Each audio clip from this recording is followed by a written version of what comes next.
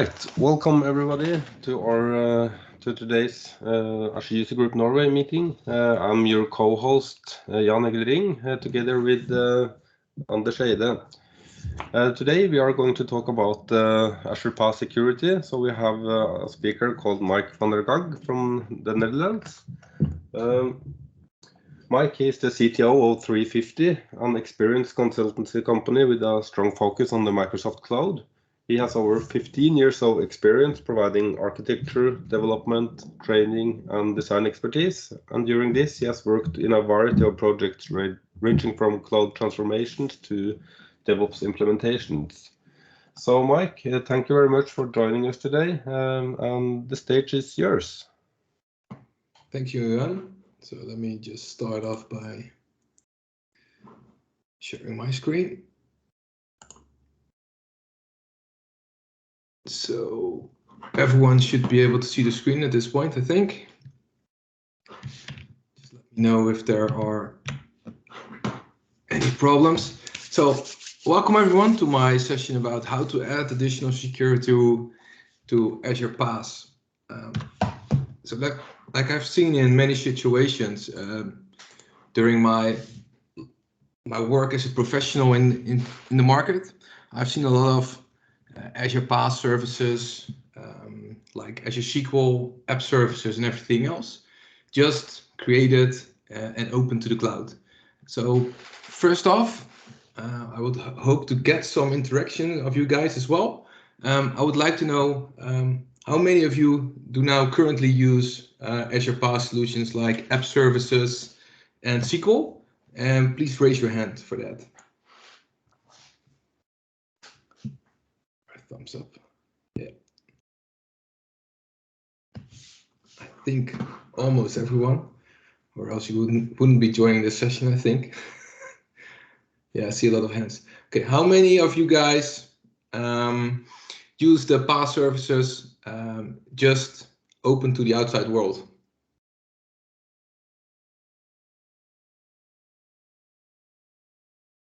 That's a lot less. Yeah. So that's basically one of the problems I see with Azure PaaS services, that basically everything you do on those PaaS services are by default open to the big world. Everyone will be able to access it, depending on how you work with it, how you configure it, and everything else. But just for a second, just back to me as well.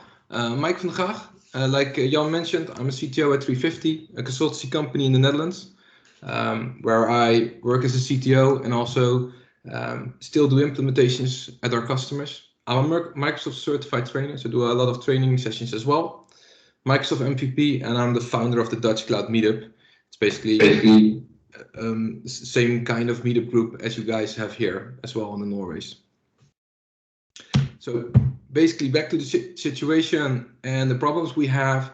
So there are a lot of security options in the Microsoft platform to secure your applications, mainly the Azure App Services, SQL Service as well. And here are some few recommendations that you normally would do on those environments. So you have, for example, if we start with one, you require authentication. Depending on what type of application you are building and how you would like to use it, you will need that authentication.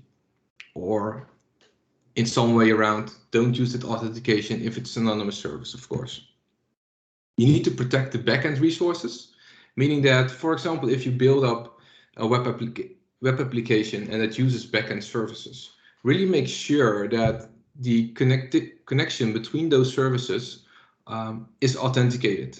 And that's basically the beautiful thing now Microsoft Azure has in the platform called managed identities, so that you can use a managed identity that's configured and maintained by Microsoft to communicate from one service to the other. Use HTTPS only, secure your application data, so make sure that every data you use for example, authentication, SQL connection, and everything else, make sure that's secured. So for example, use a key vault.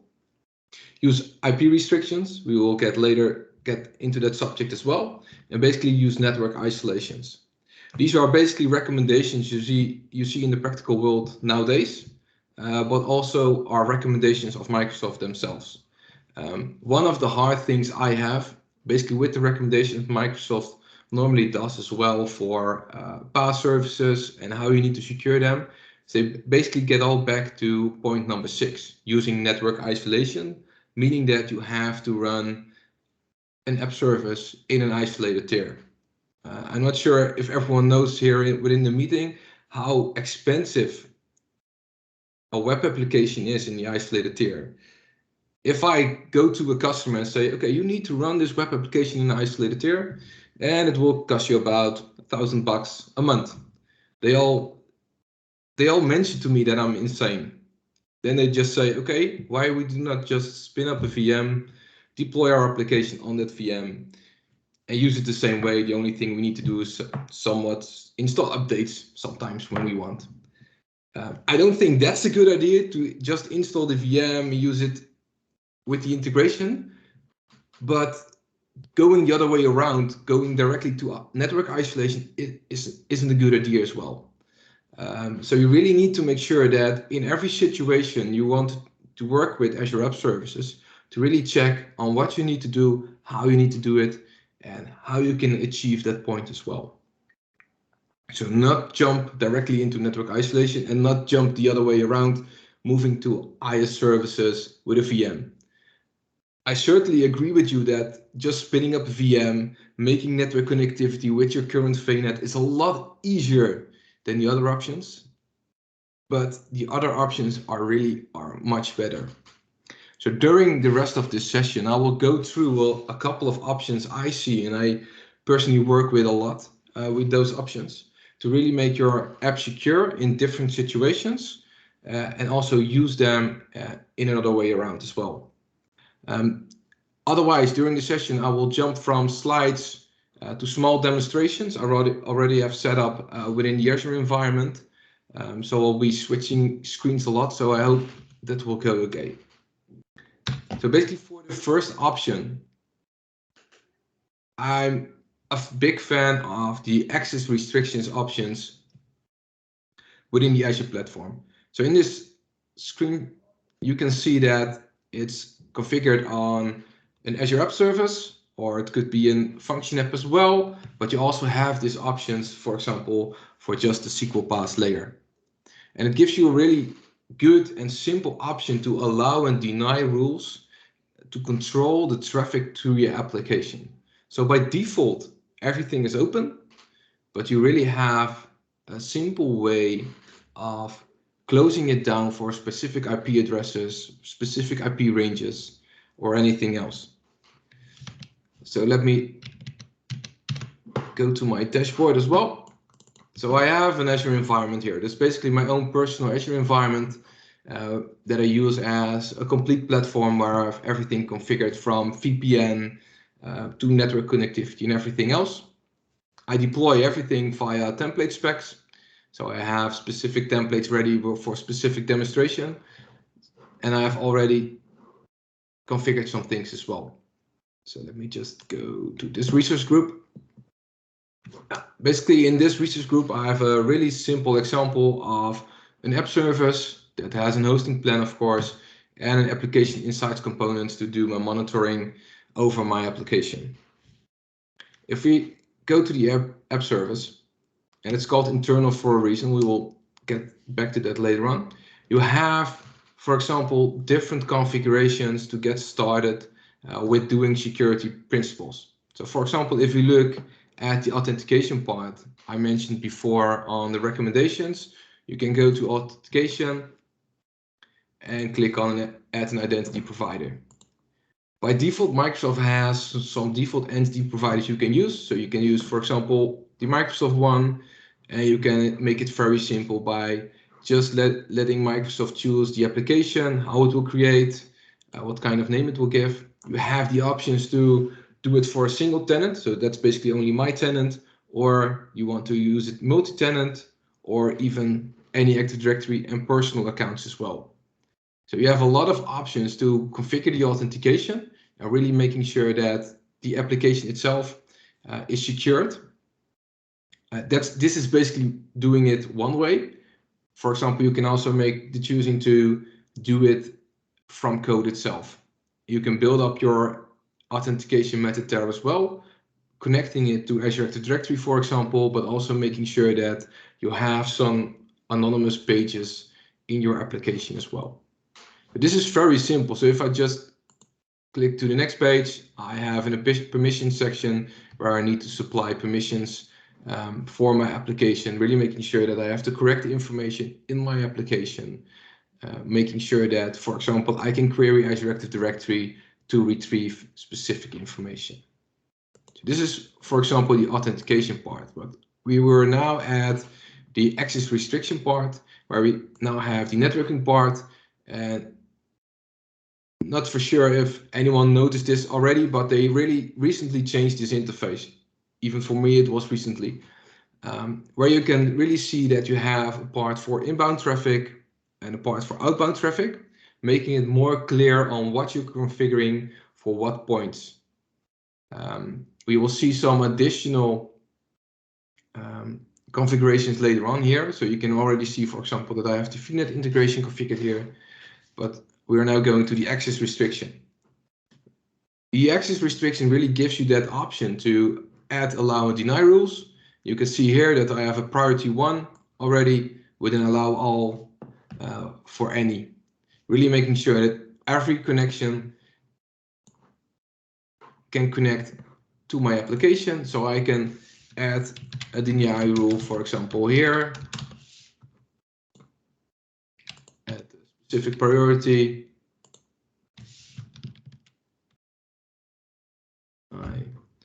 I can mention an IP address here, for example, just like me type something in. You can even have filtered options on the HTTP headers.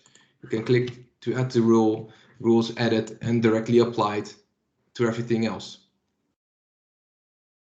What you also notice here, and a lot of people forget this as well, is that every app services has a specific Kudo website. Kudo website you can use for doing the deployments of your applications, looking at the consoles, really making sure that the correct files are there, doing some diagnostic information as well. But you have to secure that location as well. You cannot only secure the front end of your application, you also need to secure that backend.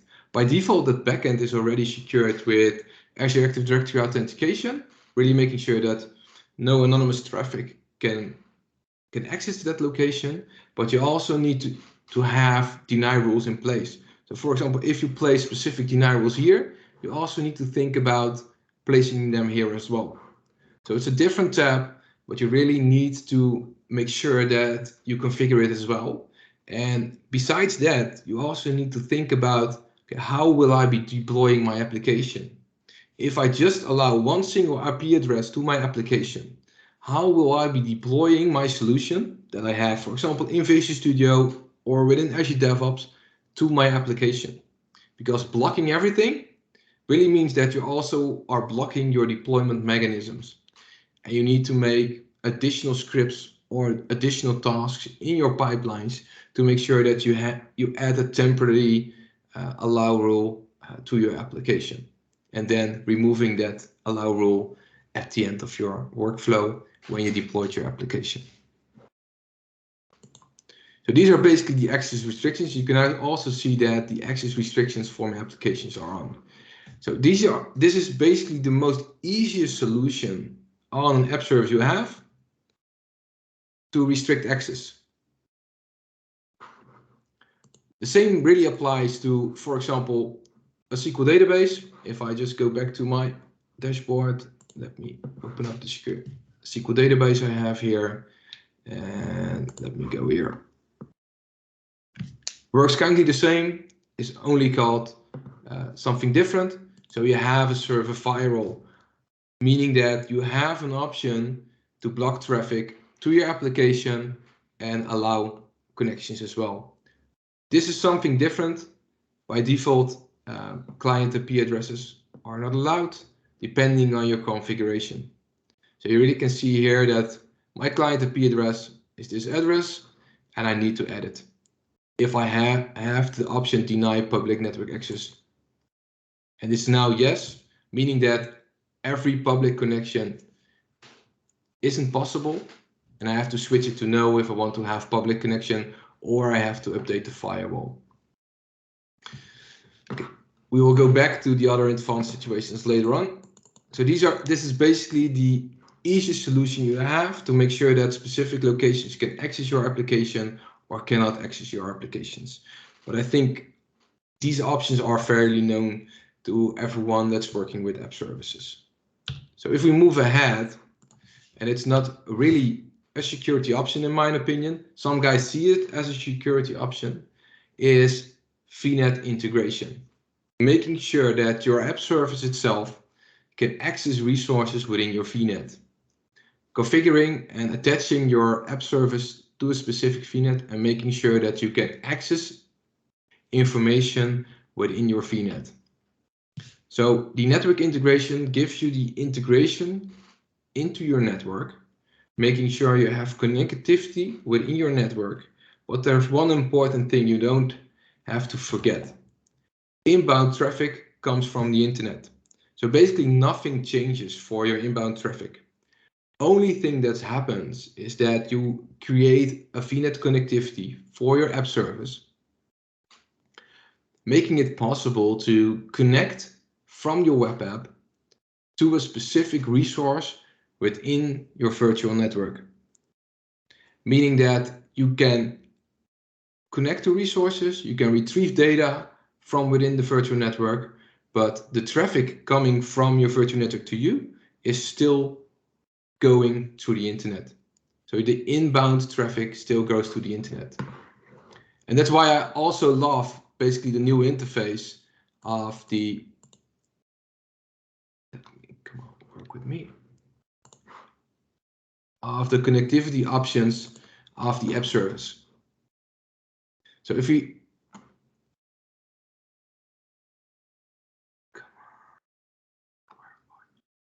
networking. So if you know the classic interface, so for example, this is the classic interface that it was before. You just had an option VNet integration, really making you think, or even I thought it at first as well before using it, is that the VNet integration will give me a VNet integration for my app service and making sure that I can access my application through the VNet and also connect to the services in the VNet as well. If we move back to the other interface, you can really see that you have a specific section for inbound traffic. You have a section for your web app itself, where you configure the domains and everything else. But you also have a configuration for outbound traffic, really making sure that the traffic going out of your application is configured and the way it's how it's configured. So you can see here, for example, that I have a VNet integration. And basically with this VNet integration, I am able to connect to resources in my VNet. And later on, I have a specific demonstration for that because we will then roll out to other situations as well. Here, what you can see here is that you have a root all, for example, that's now disabled. You can enable that as well to really make sure that all outbound traffic from your application is routed to the VNet. And you can see the VNet configuration here as well, that it's attached to my specific VNet I have within my internal environment. So connecting your VNet is very easily. You just need to make sure that you use the correct tiers for your application moving forward, as this, for example, is not available on a free host. So you need to move it up to a specific host as well, and making that connection and really making sure that you can add the services as well. So what you see here as well, you also have a hybrid connection. Then you do not really have a specific VNet integration, but from my opinion, this is an older way of working with internal connectivity. Is you just have an endpoint within your internal environment. You also have to install, for example, agents on a specific VM to make that connection. VNet integration in that way is far more easy to integrate your application into your network. But from my opinion as well, it's not a real security measure. It is just a measure to connect to specific services that are in your network. So you still have to combine them with other services to make sure that your inbound traffic to your application is from a certain point, or comes from a specific IP address, for example, or a specific IP address range. So for example, if you would create an internal page for your company and you need internal resources, you can use the VNET integration to connect to internal services, and you could, for example, do an access restriction on the external IP address of the company. The only downside to that, for example, is that when someone is working from home, he's not able to access it, or he just needs to use a VPN client then to access it via the VPN, so that people are coming from the right external IP address. So you see here as well, you have to really combine features to make a good application and work with it as well. So we saw this option, but there are far more advanced options within the platform. Basically, the next option I want to go through is basically Azure Front Door. Azure Front Door in combination with app services, for example, you can use a lot of other services on the backend for Azure Front Door. But in this situation, I want to go through Azure Front Door in combination with Azure App Services and how you can work with that, for example, by also integrating the web application firewall, making you, giving you the option to use advanced firewall rules on your application, really making sure that the application is secured, but for example, also use the load balancing between those applications. So in this picture, you can see that we have one front door with basically one entry point with two backend applications. You move on to the next slide. Basically, what is Azure Front Door? So it's an application acceleration at the Microsoft Edge, meaning that Azure Front Door is a global service. It's not a service that's basically tied to a specific Azure region. No, it's a global service, really living at the Microsoft Edge. So you have the Microsoft data centers, but you also have the Microsoft Edge. Those are on different locations as the regions or on the regions itself, but there are more regions as well, meaning that you have more entry points for your application worldwide. And from that point on, you just travel over the Microsoft network, making sure that you have the acceleration to your application and really making sure that you have some more capabilities and a faster network to the backend of your application. By default, it has an integration with app services. It has an integration with a lot of other services as well. And you can also configure your custom endpoints to the application as well. It has load balancing features, so it has a specific health check on the backend application to recheck that the backends that, for example, one in Azure Region 1 and one in Azure Region 2 are alive as well, meaning that, for example, if Azure Region 2 stops, it will automatically switch over to Azure Region 1. It also integrates static content caching, really making sure that the images and all your static content is cached as well.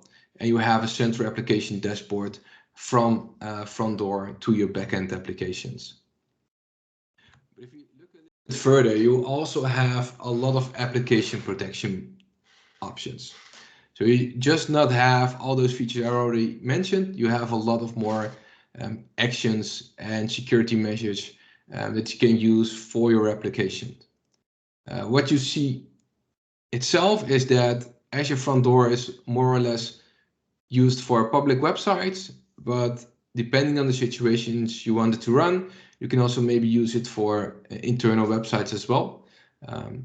Personally not did that, but it can be there can be good situations.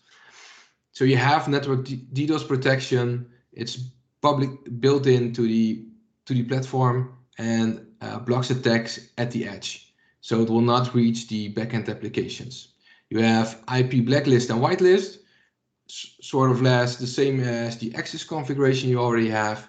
You have geo-filtering options, really making sure that people are coming from a specific country code or a specific region in the world. You have flexible actions like allow block or just logging basically the information. So for example, if you configure a specific rule, you can just completely block that action, but you can also do just logging to really make sure that you know what's being done on your application and how it's used. You have specific access rules. You have rate limiting, so you can really make sure that people can only access your page several times from your IP address to your application, and otherwise blocking the access to it. And you already have a lot of rule sets enabled and cross-site scripting, checking on request and doing SQL injection as well. So there are a lot of built-in options that you have for the application. So if we just open up Front Door, let me check, it should be this one. So basically what you see here is that we have two different web apps. So we have a 001 and we have a 002. The one is hosted in West Europe, the other one is hosted in France Central. Basically the reason I chose this because I, for example, have an application that is a website that will be mainly be used in Europe, for example, and I just want to have two locations. So I want to make sure that the application itself is load balanced for if, for example, if I want to update one version, the other version still works. So I also have a front door WAF policy. So I have a web application firewall policy configured for my front door. And of course I have application insights to monitor my application itself. And I have the front door instance. As you can see here as well, it's a global resource. So you really need to make sure that your naming is also globally unique. And you have the FrontDoor Designer. So this is basically the main interface where you work with Azure Front Door and where you specify your specific front ends or your domains that you use with Azure Front Door. So you can see here that I have one front door domain configured. For example, if I open this up in another browser window, it's blocking me because I've mentioned to the application you should only accept HTTPS traffic. So it's blocking the HTTP traffic. And you can see here that I just have a demo application called demo.webapp.location that shows me the current location I'm directed to. So I'm basically now directed to the 001 version that's deployed to West Europe. So that's your front door. And that's basically your domain. You can see here as well what I've configured. I have no session affinity. I have a web application firewall configured. And that's basically the WAF policy you saw just before. And then I have the backend. And that's the backend is basically the services you have running in the backend that really are hosting your application. So you can see here that I have two versions. I have the 001 and I have the 002. I can add additional backends if I want, but for now, that's not needed. And I have some health probes. So I have some health probes configured to really check the health of my application and really make sure that my applications are running. So you can see here that it will do a health check to basically the home path on HTTPS every 120 seconds. Meaning that if one goes down, it takes about 120 seconds for front door to respond and really make sure that it pulls up the other version. Same for load balancing that's configured on the application. So this really specifies which applications I want to show on my front-end domain.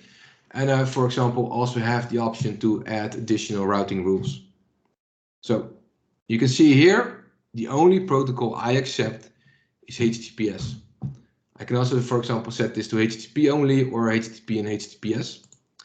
But in my example, We only allow HTTPS traffic for this front-end domain. I have a pattern to match. And if I want, I can also specify specific routing rules. So for example, if you have maybe two applications, one API and one front-end application, but you make the choice to just host them as a specific loosely coupled applications within the Azure platform, you also have the option to port that to one front-end domain, being Azure Front Door as your one front-end, backend, two backends basically, so your web application and your API, and just using patterns and routing details to make sure that, for example, if you go to /API, you just end up in the API application, and if you just don't use the /API, you will get to your front-end application.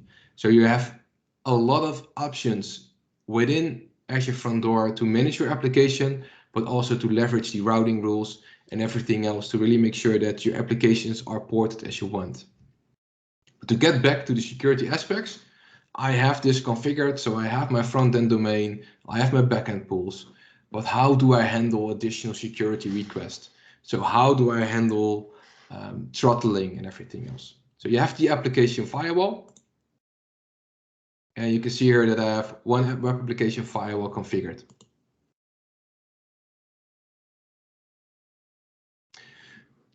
Moving to the web application firewall, you have specific rules. So for example, I can check here, I have a custom rule. There are managed rules as well. So these are basically managed rules by Microsoft that are already in the platform. So there's a large list of already defined rules on a web application firewall, securing your application for MS SQL injection, SQL injection. You just name it, there already are here by default. Really making sure that your application itself is already secured to a specific level, but if you need additional rules, you can always specify your own rules. So for example, you can add a custom rule, you can enable it or disable it. You have a match rule type, so then you have, for example, a geolocation match. So for example, if I just want to block all traffic from Angola, I can just add this rule and really make sure that the traffic is blocked for a specific location. Making it very easy for you to secure your application and really make sure that you live up to the security measures there are. But one good point. So I have now configured Azure Front Door in front of my backends. Now I have a question for you guys. So you can raise your hand if you know it. So I have Azure Front Door configured for my backend pools, but are my backend pools still available? So can I still type in the URL in the address bar and see my applications by default? The guys who think it's still accessible, raise your hand. Otherwise, you don't raise your hand.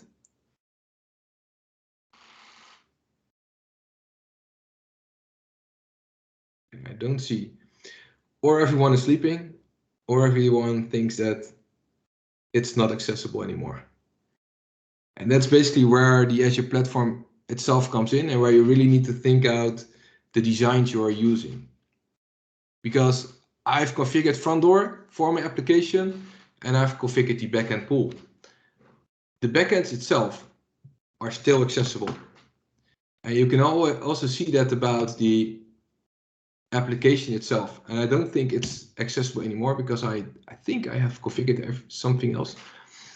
So by default, your backend pools are still accessible by everyone else.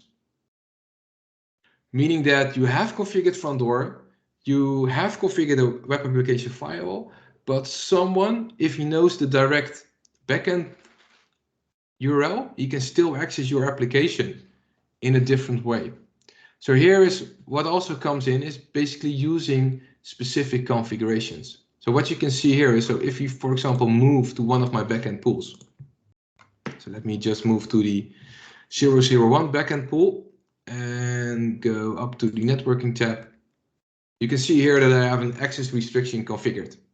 I have an access restriction configured to allow traffic from the Azure Front Door backend, meaning that my health probe still works. My health probe is able to access my application, but everything else, you can see the last line, is all set to deny. So if I try to connect, and what you can see here, I just get a 403 forbidden request because I'm not allowed to directly connect to my application. These rules are not placed here by default. So also when using Azure Front Door, really make sure that you also think about the applications in your backend. Still checking if the application itself is accessible and blocking it from there if needed. So this is a real good choice to host your applications, but let us take it a step further and really try to get our app services within our virtual network. So what you can see here in the screenshot is that I have specific app services configured in my network. So that's basically my network here. I have a VM in my network. I have an app service that's configured with VNET integration. So this one is still accessible from the outside world. But I also have two services here. So an app service and a SQL database that's configured via a private endpoint. A private endpoint, or an Azure private link, how you want to call it, is a service that gives you privately access to a specific application. It protects your application against data leakage, and it extends your own services. So in a way, normally you would have global internet connectivity for your app services. Configuring a private endpoint really makes sure that your application itself is only connectable via the VNet. So you need to be in the VNet to connect to your application. So if we go to a part of some important parts about a private VNet, and I will show you later on in the demonstration how it's configured and how it's connected as well. I think that will give you a lot of more insights. But to use Azure Private Link, you need to use a specific app service plan. So you need to use a Premium V2, Premium V3, or a Functions Premium. And you really need to make sure that outgoing flows will not use the private endpoint. So the private endpoint itself is only used for internal connectivity. So you will be connecting from your VNet to your app service. Outgoing from your app service itself will not go over the private endpoint. So you still need to think about configuring that as well. So basically that's your outgoing flow. So maybe you will use VNet integration for that. Private endpoints, if you configure those on the app service, it will disable all public access. So what you saw with Azure Front Door configuring with the backends of app services, not disabling all public access, private endpoints by default disables all your public access. So you're not able to exit publicly anymore. The access restrictions configuration on a web app is not evaluated when using private endpoints. So your access restrictions work a lot more in the networking kind of way. So by using the private endpoints, you have options to use network security groups to make sure that your connectivity is arranged and you are blocking access from specific locations or specific subnets. One thing to make sure for your databases. So if you use private endpoints with your SQL PaaS, for example, you still need to disable the public network access. So that's a little bit different as with an app service. With an app service, all public access is disabled by default. When using Azure SQL Databases, you still need to switch over to deny all public network access. So if we go to a situation where we have this configured, let me just go to the right. I think this one. Yeah. So what you can see here is I have two app services. I have an internal app service and I have a private app service. I have one service plan, I have my application insights for monitoring, and I have a configured private endpoint. Together with this private endpoint, I also have a network interface and a private DNS zone for privatelink.azurewebsites.net. These three components really make sure that I can use the Azure private link. So basically the network interface is my internal IP address from within my network. And I have a private DNS zone connected to my virtual network to make sure that I can connect to my app service.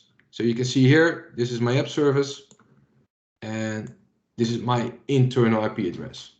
Really making sure that from the internal VNet, I can connect to this specific IP address, making sure that the private link.azure.websites links to my app service.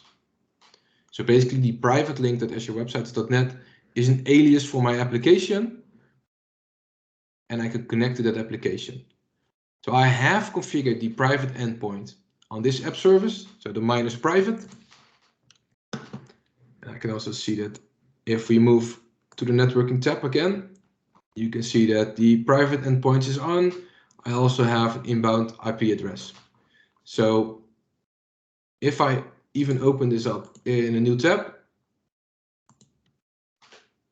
I should get a 403 forbidden or something else or nothing at all, because all traffic to this application is blocked from the outside world. I also have an application. Let me check where it is. That's the internal. This is basically the second situation we discussed, where my application has VNET integration, meaning that this application itself is able to access everything within my network. And that's basically, in this example, my private app service. So this internal app service has VNET connectivity into my virtual network. And from there on, I can connect to my private web app. So if you open up this URL, we should get a nice demo page and some data. So on this private app service, I have an API configured that retrieves weather data. And in this application, I just display it. To really show you this really works, let me just pull the slides for a second and come on. Hope everything keeps working as this is a Windows 11 preview. And let me just connect to my VPN. So basically this is my VPN configured to my virtual network in Azure. Let me just connect. So it's just a point to site VPN connection so that I'm into my virtual network. Yeah, come on. Just connect. So I hope everything keeps working with the Teams. So I'm now connected to my virtual network. So I'm now privately in my network and I should be able. So this one still works because this one just runs over the internet. It has VNet integration. But now let's see if the private endpoint also works. And it works. It gives me a page. And let me check if the Swagger still works. Swagger also works because this is just an API. I can try it out, I can execute it. And this is now all because of my laptop being in the network for his ID. So it now also has a local IP address. Basically the same applies to app services itself. So this is a completely configured situation. And if we move, for example, to my secure database, I have the exact same situation where I have a private link configured to my database, making sure that my database itself can only be connected to from the virtual network and not from the outside world. This more or less works the same as with an Azure App Service. You have the private endpoint itself. You have, again, the network interface within my network, and you also have a private DNS zone. The only difference here is that the private DNS zone is for a different URL. So you have a private link.database.windows.net. There are a lot of services within the platform that support private endpoints, and they all use another private DNS zone URL. So you really need to make sure that for the services you use, you have specific URLs, and these private DNS zones can only be connected to one network. So for example, if you have 2 app services that you want to connect via private endpoints, you need to specify those information in the same DNS zone if you want to attach it to a specific network. Here as well, you can see that this private link is attached to this virtual network. Really making sure that if I'm connected to this virtual network, I can retrieve those services and I can use those services as well. So let me just move back to the slides, and yeah, of course, that always happens when reconnecting my slides. And that's a problem with 3 screens. Let me do the swap. Yes. So these points are really good to understand how it works. And one of the main things I had with my team that works with private endpoints, they all thought, okay, I now have a private endpoint, so my application can also connect internally. It also uses the private endpoint for outbound traffic. No, it does not. It only uses the private endpoint for internal connectivity. So really make sure that you keep that in mind. So my lessons learned, doing it is harder than saying it. You can say very easily that your application is secured, that you have kept everything in mind, but really making sure that everything is configured how it should. And also doing that in, for example, bicep files, really making sure that you have your complete ARM ready to deploy it and maintain it as well, is harder than saying it. It's really easy to say, okay, my application is secured, but then really start doing pen testing and then really start doing security checking. It's really hard. Next up, keep checking the access of the services. Really make sure that all access is arranged correctly. And for example, in the front door situation, just don't think, okay, I've configured my backend now for front door, so my backend will not be accessible anymore from the outside. That's wrong. Check if your services in the backend are still connectable. Really make sure that everything is blocked. That really comes to point number 3. Not everything is blocked by default. So keep checking if you have configured something, if other things are still blocked. For example, again, during my setup for this demonstration, I've configured the private endpoint for my SQL database. I was testing my SQL database, checking my connectivity, and I was able to connect to my SQL database time and time and again. I totally forgot that the Azure SQL database has that public network access toggle configured on the firewall page.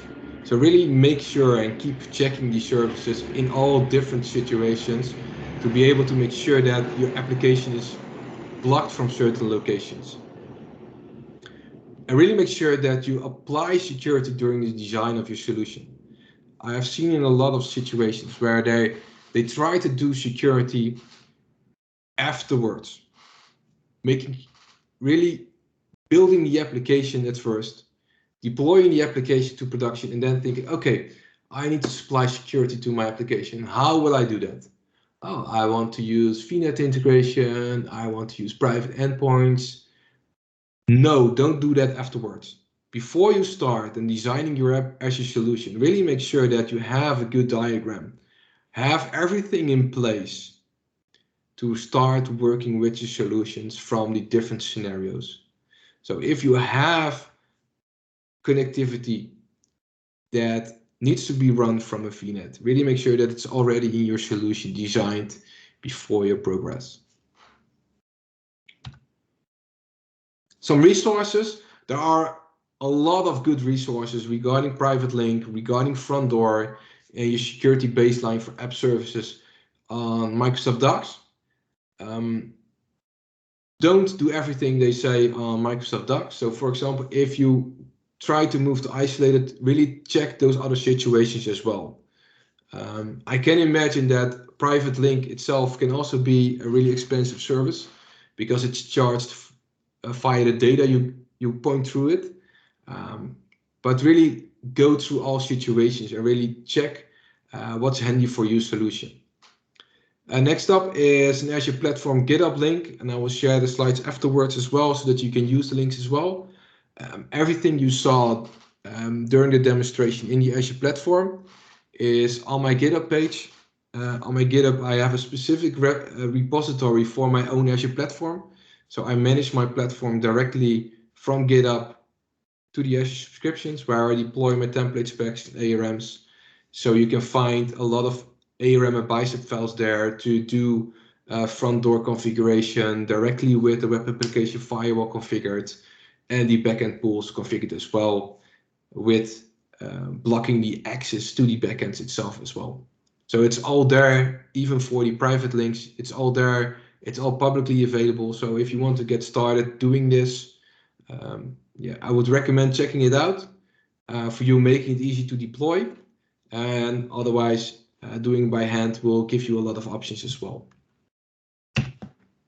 So yeah, thanks for being at my presentation. I hope you guys enjoyed it. If you want to get in contact, you can reach me via LinkedIn, via Twitter, or via email itself. That's no problem at all. If you have questions, I think we have time to do some questions if there are.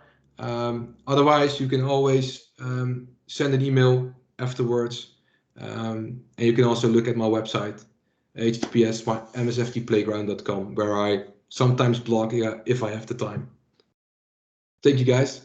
Awesome. Thank you very much, Mike. This was really useful. Lots of tips and tricks on how to secure our infrastructure. If anyone have any questions, we do have a few minutes. If you want to unmute yourself or ask in the chat, feel free to do so.